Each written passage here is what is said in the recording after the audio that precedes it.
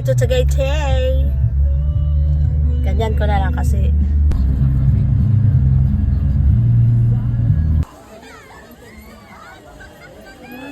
It's very, very nice, guys. We're here in Tagaytay Picnic Group. O, tignan niyo ang gaganda.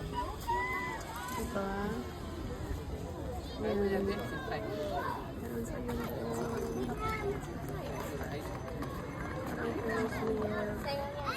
Kung gusto nyo mag-zipline, ayan. Pero ayoko. Takot ako dyan. Ganda. Tignan nyo. Ang ganda ng views.